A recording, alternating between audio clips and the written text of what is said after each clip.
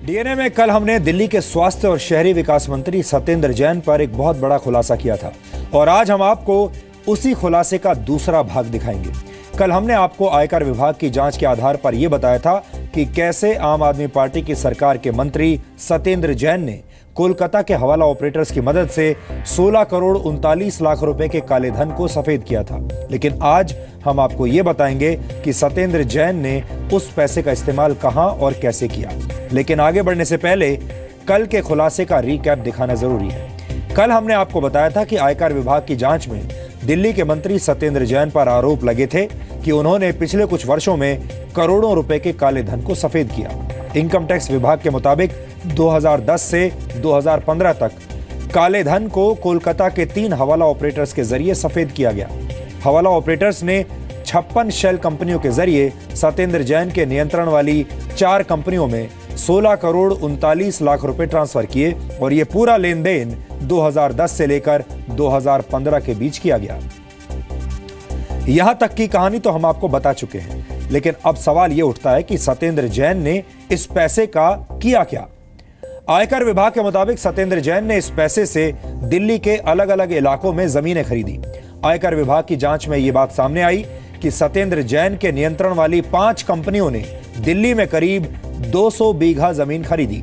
ये जमीनें खासतौर पर उन इलाकों में खरीदी गई जहां अनऑथराइज्ड कॉलोनीज थी और इसके पीछे भी एक वजह थी, एक रणनीति थी, एक स्ट्रैटेजी थी। आपको याद होगा, आम आदमी पार्टी जब से सरकार में आई है तब से लगातार दिल्ली की अनऑथराइज्ड कॉलोनीज को रेगुलराइज करने की बात कर रही है, यानी उन्हें नियमित करने की बात कर रही है। सत्येंद्र जैन दिल्ली से शहरी विकास मंत्री भी हैं, इसलिए इनकम टैक्स विभाग को यह शक है कि सत्येंद्र जैन को यह पहले से पता था कि आम आदमी पार्टी की सरकार दिल्ली की कौन कौन सी अनऑथराइज्ड कॉलोनीज को पहले से नियमित करेगी। इसलिए सत्येंद्र जैन ने खासतौर पर इन्हीं इलाकों में जमीनें खरीदी। इसके बारे में हम आपको आगे बताएंगे विस्तार से, लेकिन उससे पहले आपको ये बता देते हैं कि सत्येंद्र जैन के नियंत्रण वाली कंपनियों ने दिल्ली के कौन कौन से इलाकों में ये जमीनें खरीदी। उत्तरी और उत्तर पश्चिमी दिल्ली के कराला और चंदी, निजामपुर और बुढ़ान इलाकों में ये जमीनें खरीदी गई। आयकर विभाग के मुताबिक सत्येंद्र जैन की 5 कंपनियों ने इन इलाकों में 27 करोड़ 69 लाख रुपए में कुल 14 लोगों से करीब 200 बीघा जमीन खरीदी। अब आप ये सोच रहे होंगे कि सत्येंद्र जैन ने तो सिर्फ 16 करोड़ 39 लाख रुपए का ही काला धन सफेद किया था, तो फिर उन्होंने 27 करोड़ 69 लाख रुपए में जमीन कैसे खरीदी। इनकम टैक्स विभाग के मुताबिक सत्येंद्र जैन ने 200 बीघा जमीन खरीदने के लिए हवाला कारोबारियों के जरिए सफेद हुए पैसे के अलावा कुछ और काले धन का भी इस्तेमाल किया था। इनकम टैक्स विभाग ने जब अपनी जांच की तो उसे सत्येंद्र जैन की इस बेनामी संपत्ति का पता चला और इसी वर्ष 27 फरवरी को इनकम टैक्स विभाग ने सत्येंद्र जैन की 123 बीघा और 36 बिस्वा की जमीन अटैच कर ली। इनकम टैक्स विभाग ने यह कार्रवाई बेनामी प्रॉपर्टी ट्रांजैक्शंस एक्ट 1988 के तहत की है। यहां आपको बता दें कि अटैच करने का मतलब यह होता है कि अब इस जमीन की कोई खरीद फरोख्त नहीं हो सकती और मौजूदा स्थिति में इस जमीन का मालिकाना हक किसी के पास नहीं है। यानी दिल्ली सरकार के स्वास्थ्य और शहरी विकास मंत्री की करोड़ों रुपए की जमीन इनकम टैक्स विभाग ने अटैच कर दी है, लेकिन अभी भी वो अपने पद पर बड़े आराम से बने हुए हैं। उनके खिलाफ अरविंद केजरीवाल कोई एक्शन नहीं लेना चाहते। अगर किसी दूसरी पार्टी के नेता पर ऐसी कोई कार्रवाई हुई होती तो अरविंद केजरीवाल अब तक अपने पूरे मंत्रिमंडल के साथ धरने पर बैठ गए होते। दुख की बात यह है कि मीडिया ने भी इस पूरी खबर को दबा दिया और इस खबर को जो प्राथमिकता दी जानी चाहिए थी वो प्राथमिकता मीडिया ने नहीं दी। आपको याद होगा, जब दिसंबर 2013 में आम आदमी पार्टी ने दिल्ली में 49 दिन की सरकार चलाई थी, तब भी उन्होंने दिल्ली की अनऑथराइज्ड कॉलोनीज को नियमित करने की मुहिम चलाई थी और आम आदमी पार्टी की मौजूदा सरकार भी दिल्ली की अनियमित कॉलोनीज को नियमित करने की बात करती रही है। यानी सत्येंद्र जैन की इस 200 बीघा जमीन और दिल्ली की अनाधिकृत कॉलोनियों को नियमित करने में एक कनेक्शन नजर आता है। अब आप ये समझिए कि अगर ये तमाम कॉलोनीज नियमित हो जाती तो फिर क्या होता और सत्येंद्र जैन को कैसे फायदा होता। अनऑथराइज्ड कॉलोनीज को नियमित करने से उन कॉलोनीज के आसपास की जमीन रिहायशी और व्यावसायिक जमीन में बदल जाती, जबकि पहले यह जमीन कृषि की भूमि थी, यानी इसे कृषि भूमि कहा जाता था। इसमें सिर्फ कृषि हो सकती है।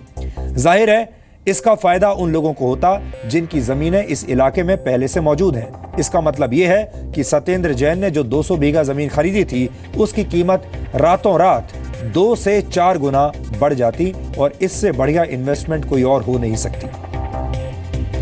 यहां सबसे बड़ा विरोधाभास यह है कि आम आदमी पार्टी की सरकार दावा तो यह कर रही थी कि कॉलोनीज को नियमित करके गरीबों और आम लोगों को फायदा पहुंचाया जाएगा, लेकिन असलियत में खेल कुछ और था। मेरे पास इस वक्त वो सेल डीड्स भी हैं जिनमें सत्येंद्र जैन की कंपनियों के द्वारा जमीनें खरीदी गई। इन सेल्स डीड्स में सत्येंद्र जैन की तस्वीरें और नाम साफ साफ लिखा हुआ है और वो आज हम आपको बताएंगे। मेरे हाथ में इस वक्त 2 सेल डीड्स हैं जो मैं आपको दिखाना चाहता हूं। ये देखिए, एक सेल डीड ये है जो कि नेम ऑफ विलेज औचंदी है, जहां पर टोटल एरिया 10 बीघा 4 बिस्वा और इसमें stamp duty paid on a sum of 1,12,62,500 रुपए। अब आगे देखिए, इसमें कंपनी का नाम लिखा हुआ है जिस कंपनी ने ये खरीदा है, जो कंपनी का नाम है अकिंचन डेवलपर्स प्राइवेट लिमिटेड, जो कि सत्येंद्र जैन की कंपनी है। और ये भी लिखा है थ्रू सत्येंद्र कुमार जैन। यहाँ आप देख सकते हैं अंगूठे का निशान भी है उनका।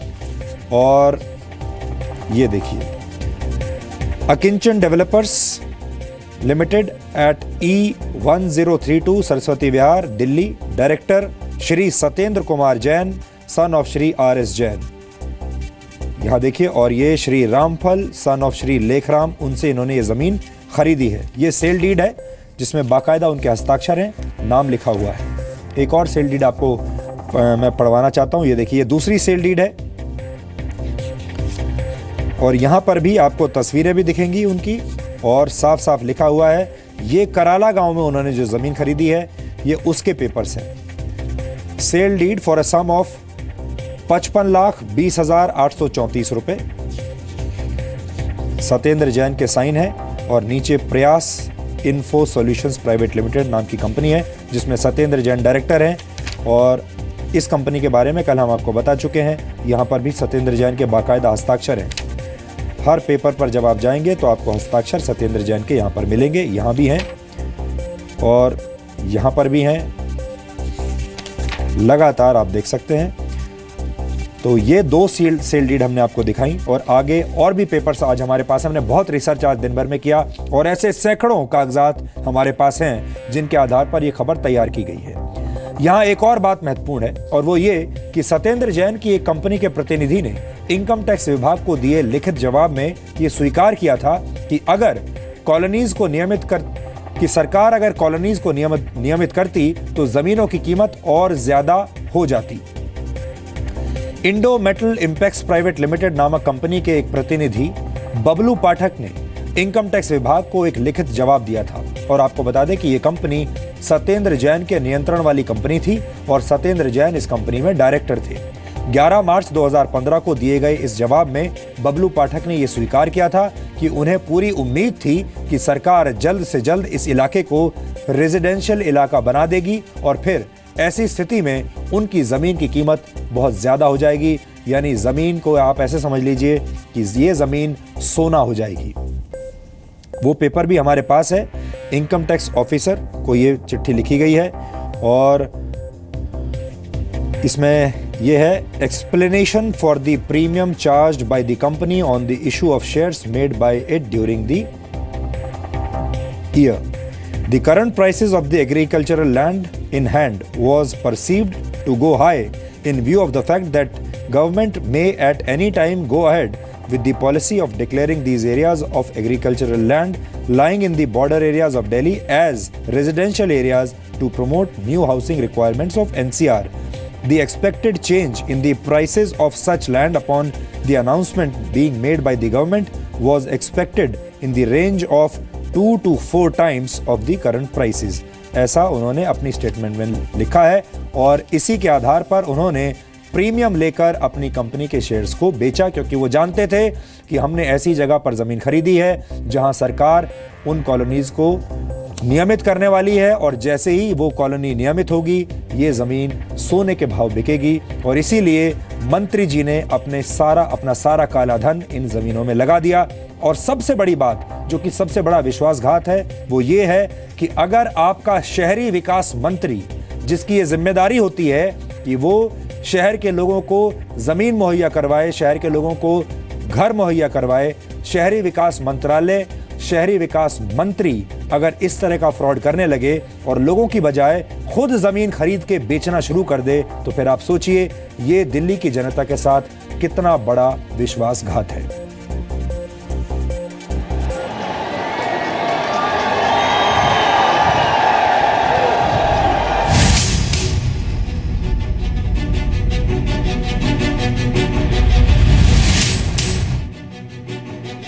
आयकर विभाग के मुताबिक कोलकाता के 3 हवाला ऑपरेटर्स ने सत्येंद्र जैन के काले धन को सफेद करने के लिए 56 शेल कंपनीज का सहारा लिया। दिल्ली सरकार के मंत्री सत्येंद्र जैन पर हमारे खुलासे के बाद हड़कंप मच गया है। कल हमने आयकर विभाग की जांच के आधार पर आपको बताया था कि कैसे सत्येंद्र जैन ने कोलकाता के 3 हवाला कारोबारियों की मदद से करोड़ों रुपए का कालाधन सफेद किया था। हमारे इस खुलासे के बाद अब सत्येंद्र जैन के साथ साथ दिल्ली के मुख्यमंत्री अरविंद केजरीवाल का भी इस्तीफा मांगा जा रहा है। उन जमीनों को खरीद के अनऑथराइज को ऑथराइज करवा के और उस तरीके की कॉलोनी डिवाइड करके उसको बेचने का इनका प्लान था। तो जाहिर तौर पे ये इस तरीके की जो पैसा इकट्ठा करने की कोशिश की जा रही है और गैर कानूनी काम करने की, वो गलत है। और दिल्ली की जनता इन सब चीज़ों को अच्छी तरह देख रही है, यही उम्मीद करती हूँ। केजरीवाल जी खुद बोलते थे कि जो भी आदमी, कोई भी इंसान अगर पब्लिक लाइफ में हो तो अगर उनका अगेंस्ट कोई एलिगेशंस हो तो उनको तुरंत इस्तीफा देना चाहिए। तो वो सेम प्रिंसिपल अपना मिनिस्टर पर क्यों नहीं लागू कर रहे हैं? और हम ये भी बताना चाहेंगे कि ये बहुत ही एक सीरियस इशू है, सीरियस एलिगेशन है। मैं ये कहता हूँ कि आप अपने फॉर्मूले को अपने ऊपर लागू करें। आप पहले इस्तीफा दें, सफाई दें, क्लीन चिट लेकर आए, उसके बाद आए। अगर मंत्री बने ना बने जो भी हो, लेकिन जनता को धोखा मत दो। केजरीवाल साहब मुख्यमंत्री होने के बावजूद उनका स्टैंड हर बार ये रहा है कि नहीं मेरा मंत्री ठीक है, और बाद में जब कानून का शिकंजा कस दिया जाता है फिर वो दिखते नहीं हैं। मुझे बताइए कि केजरीवाल साहब को सीएम रहने का क्या अधिकार है? अब नैतिकता की बात करना इस पार्टी से मुझे लगता है कि बहुत ज़्यादा हम मांग रहे हैं, क्योंकि नैतिकता बची नहीं। लेकिन दिल्ली और देश के लोगों को यह भी पता होना चाहिए कि सत्येंद्र जैन ने उस पैसे का क्या किया।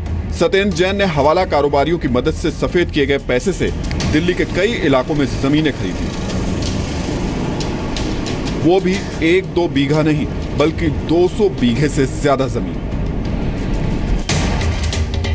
इनकम टैक्स विभाग के मुताबिक सत्येंद्र जैन की 5 कंपनियों ने 27 करोड़ 69 लाख रुपए में ये जमीनें खरीदी थी। जमीन खरीदने के लिए सत्येंद्र जैन की कंपनी प्रयास इन्फो सॉल्यूशन प्राइवेट लिमिटेड ने 4 करोड़ 49 लाख रुपए, Indo metal impacts private limited ने 6 करोड़ 90 लाख रुपए, JJ ideal state private limited ने 1 करोड़ 53 लाख रुपए, अकिंचन डेवलपर्स प्राइवेट लिमिटेड ने 6 करोड़ 64 लाख रुपए और मंगलायतन प्रोजेक्ट्स प्राइवेट लिमिटेड ने 8 करोड़ 13 लाख रुपए का निवेश किया। अब आपको यह भी बता देते हैं कि सत्येंद्र जैन की कंपनियों ने दिल्ली के किस इलाके में कितनी कीमत की जमीन खरीदी। मैं इस वक्त दिल्ली के कराला गांव में मौजूद हूं। सत्येंद्र जैन ने सबसे ज्यादा जमीन बेनामी संपत्ति कराला गांव में 10 लोगों से खरीदी, जिसमें नारायण सिंह से 55,20,834 रुपए की जमीन प्रयास इन्फो सॉल्यूशन प्राइवेट लिमिटेड के नाम से खरीदी गई। किरण बाला पत्नी महावीर से 43,20,060 रुपए की जमीन इसी गांव में ऐसी ही एग्रीकल्चर लैंड खरीदी गई।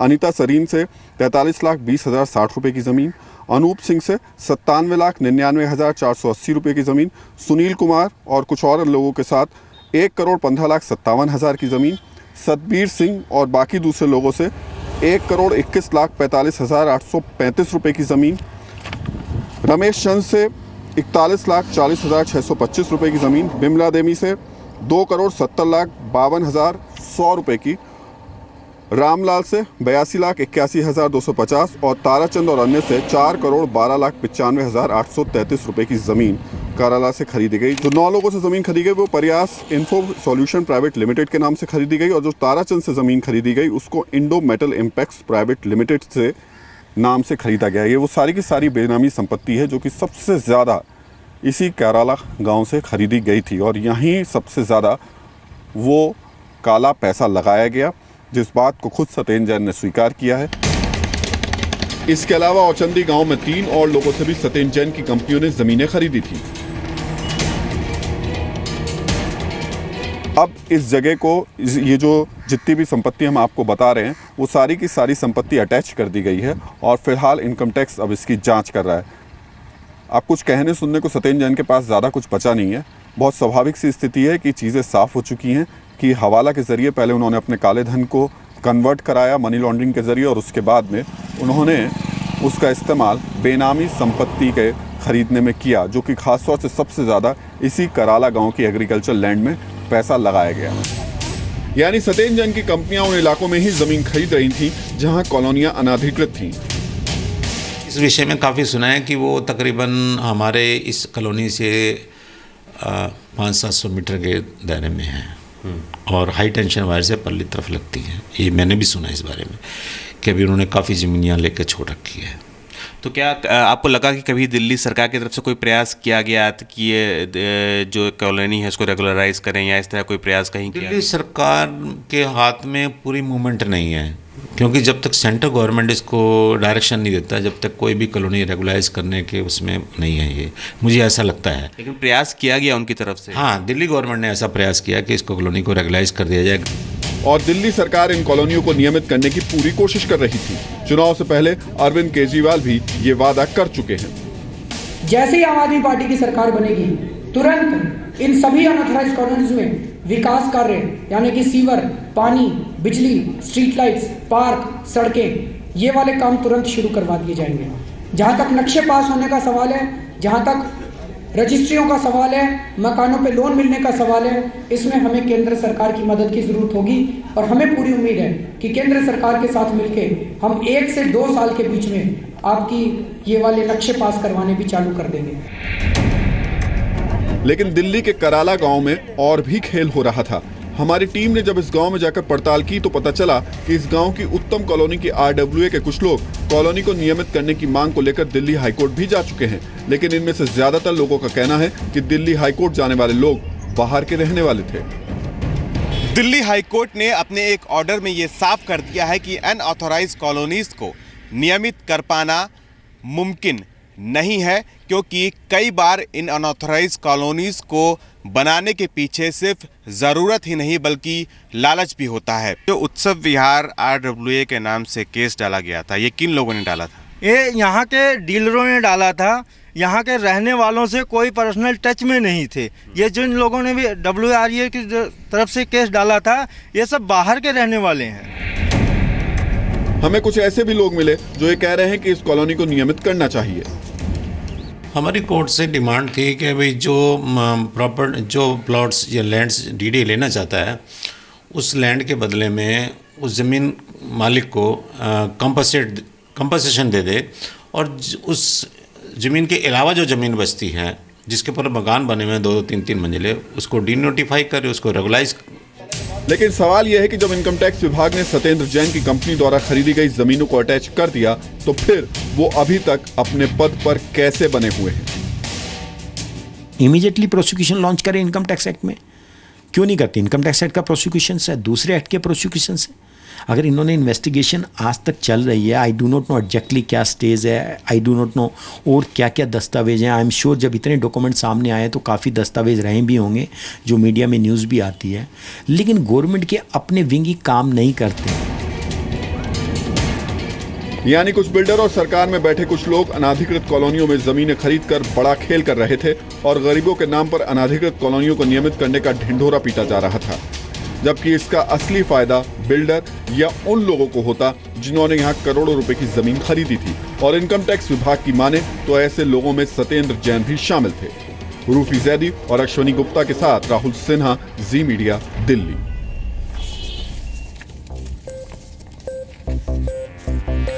मनी लॉन्ड्रिंग के मामले में सत्येंद्र जैन बुरी तरह से फंस गए हैं। आयकर विभाग ने काले धन से खरीदी गई उनकी जमीनों को अटैच तो कर लिया है, लेकिन वो अभी भी दिल्ली के मंत्री बने हुए हैं। किसी ने भी उनसे इस्तीफा नहीं मांगा है। दिल्ली के मुख्यमंत्री अरविंद केजरीवाल भी इस मामले पर चुप हैं और सत्येंद्र जैन का पूरा साथ दे रहे हैं। सत्येंद्र जैन ने दिल्ली में विधानसभा चुनाव लड़ते वक्त जो हलफनामा चुनाव आयोग को दिया था, उस पर भी सवाल खड़े हो गए हैं। आयकर विभाग ने नवंबर 2013 और जनवरी 2015 में चुनाव आयोग में दाखिल किए गए सत्येंद्र जैन के हलफनामों की बारीकी से छानबीन की है।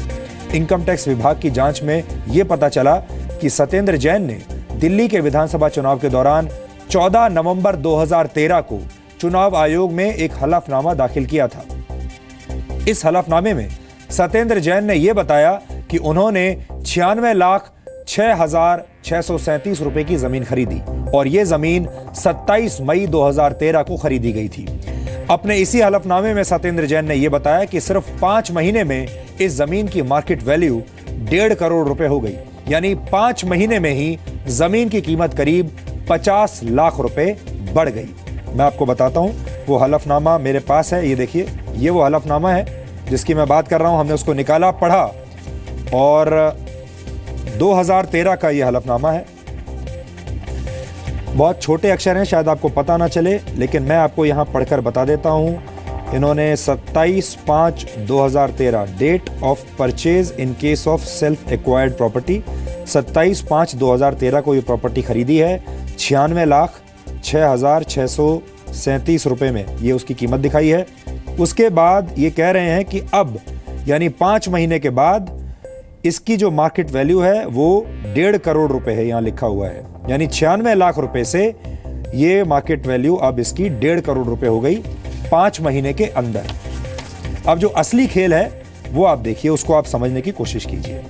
आपको याद दिला दें कि 2013 में आम आदमी पार्टी की वो सरकार सिर्फ 49 दिन चली थी और इसके बाद एक बार फिर 2015 में दिल्ली में फिर से विधानसभा चुनाव हुए और फिर से सत्येंद्र जैन ने चुनाव लड़ा।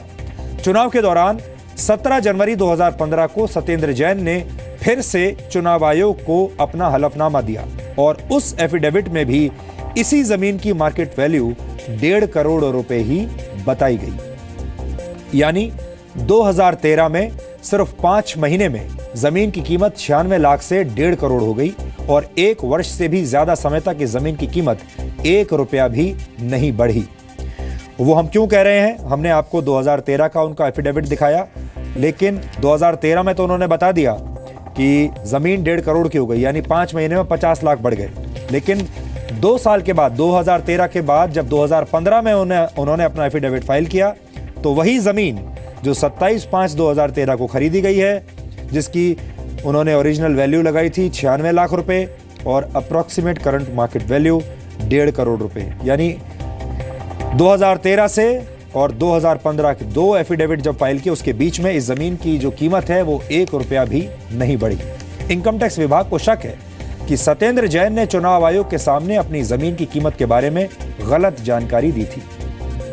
आयकर विभाग का मानना है कि 2013 में जब ये जमीन खरीदी गई तो उसमें भी काले धन का इस्तेमाल किया गया था। यानी ये जमीन जब खरीदी भी गई 96 लाख रुपए में तो वो भी काले धन के इस्तेमाल के जरिए ही खरीदी गई।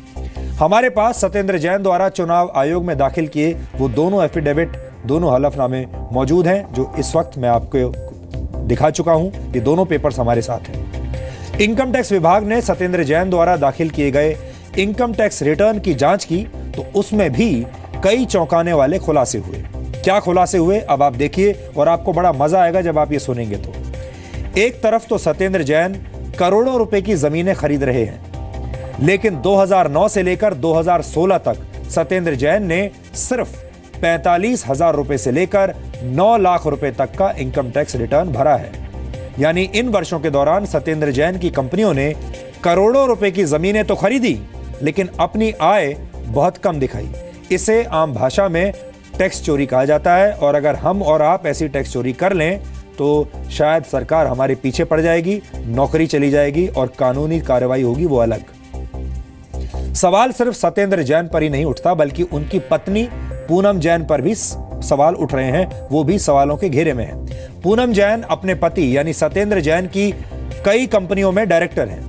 पूनम जैन ने जनवरी 2015 में सत्येंद्र जैन के बैंक खाते में 20 लाख रुपए जमा करवाए थे।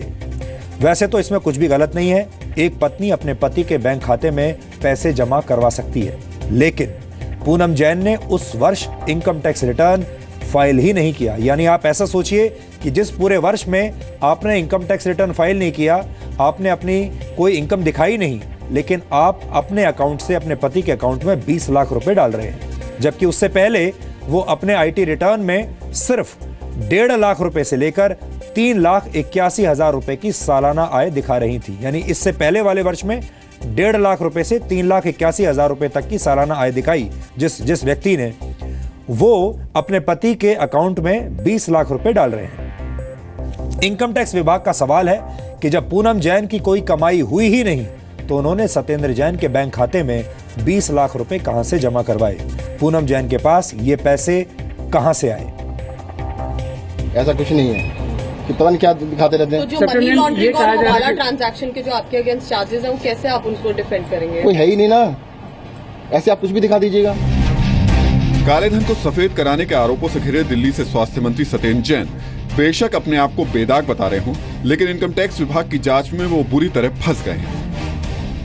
अभी तक तो मामला सिर्फ काले धन को सफेद करने का और करोड़ों की बेनामी जमीन खरीदने का ही था, लेकिन आयकर विभाग की जांच में सत्येंद्र जैन पर टैक्स चोरी करने के आरोप भी लग रहे हैं। इनकम टैक्स विभाग के मुताबिक सत्येंद्र जैन ने असेसमेंट ईयर 2010-11 में सिर्फ 7,40,020 रुपए का इनकम टैक्स रिटर्न भरा। जैन ने असेसमेंट ईयर 2011-12 में सिर्फ 9,09,320 रुपए की कमाई दिखाई, जबकि असेसमेंट ईयर 2012-13 में 9,06,980 रुपए का, असेसमेंट ईयर 2013-14 में 7,28,490 रुपए का, असेसमेंट ईयर 2014-15 में 5,30,697 रुपए का घाटा, असेसमेंट ईयर 2015-16 में सिर्फ 45,510 रुपए की कमाई दिखाई, जबकि सत्येंद्र जैन ने असेसमेंट ईयर 2016-17 में सिर्फ 2,30,400 रुपए की कमाई दिखाई। यानी एक तरफ तो सत्येंद्र जैन दिल्ली में करोड़ों रुपए की जमीनें खरीद रहे थे, दूसरी तरफ वो सिर्फ कुछ लाख रुपए की कमाई दिखा रहे थे। सवाल सत्येंद्र जैन की पत्नी पूनम जैन पर भी उठ रहे हैं। पूनम जैन अपने पति सत्येंद्र जैन की कई कंपनियों में अभी भी डायरेक्टर हैं, लेकिन उन्होंने असेसमेंट ईयर 2010-11 से लेकर 2014-15 तक सिर्फ 1,54,438 रुपए से लेकर 3,89,090 रुपए की कमाई दिखाई, जबकि पूनम जैन ने असेसमेंट ईयर 2015-16 और 2016-17 में कोई रिटर्न फाइल ही नहीं किया है। वैसे तो यह संभव नहीं है कि करोड़ों रुपए की जमीन खरीदने वाली कंपनियों की डायरेक्टर पूनम जैन को एक साल में कोई कमाई ना हुई हो, लेकिन पूनम जैन पर सवाल अभी और भी हैं। सत्येंद्र जैन की पत्नी पूनम जैन ने अपने पति के बैंक अकाउंट्स में 20 लाख रुपए जमा कराए थे। सत्येंद्र जैन के बैंक खाते में जनवरी 2015 में ये 20 लाख रुपए जमा हुए थे। सवाल यह है कि जब पूनम जैन की कोई कमाई हुई ही नहीं तो फिर उन्होंने अपने पति के खाते में ये 20 लाख रुपए कहां से जमा कराए? राहुल सिन्हा, जी मीडिया, दिल्ली। इस पूरे मामले में मीडिया की कवरेज पर भी शक होता है। आम आदमी पार्टी का कई मीडिया हाउसेस के अखबारों और न्यूज चैनल्स के न्यूज रूम्स पर बहुत गहरा प्रभाव है। आपने ध्यान दिया होगा कि बहुत सारे पत्रकार आम आदमी पार्टी को ज्वाइन कर चुके हैं, उसके प्रवक्ता बन चुके हैं, और बहुत सारे पत्रकार ऐसे हैं जिन्होंने आम आदमी पार्टी को ऑफिशियली तो ज्वाइन नहीं किया है, लेकिन वो अपने अपने न्यूज रूम्स में बैठे आम आदमी पार्टी का ही काम करते हैं, आम आदमी पार्टी के प्रवक्ता के तौर पर काम करते हैं। और इसी वजह से सत्येंद्र जैन की जमीनों को अटैच करने की कार्रवाई पर इन अखबारों और न्यूज चैनल्स ने ज्यादा ध्यान नहीं दिया।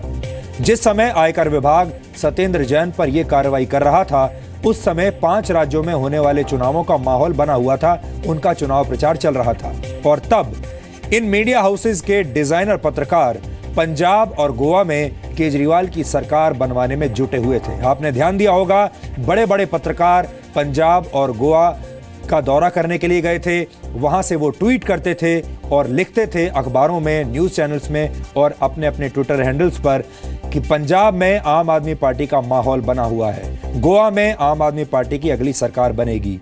और जब नतीजे आए तो असलियत में नतीजे इससे बिल्कुल उलट थे। इससे आप ये समझ सकते हैं कि मीडिया अपना काम कितनी ईमानदारी से कर रहा है। कुल मिलाकर हमें लगता है कि इस पूरे मामले की गहराई से जांच होनी चाहिए और अरविंद केजरीवाल इस बारे में जरूर ये फैसला लें कि सत्येंद्र जैन के साथ वो क्या करना चाहते हैं। क्या वो आम आदमी पार्टी ने जो वादे किए थे दिल्ली की जनता से उनको ईमानदारी से निभा रहे हैं या नहीं, ये खुद केजरीवाल को सोचना चाहिए।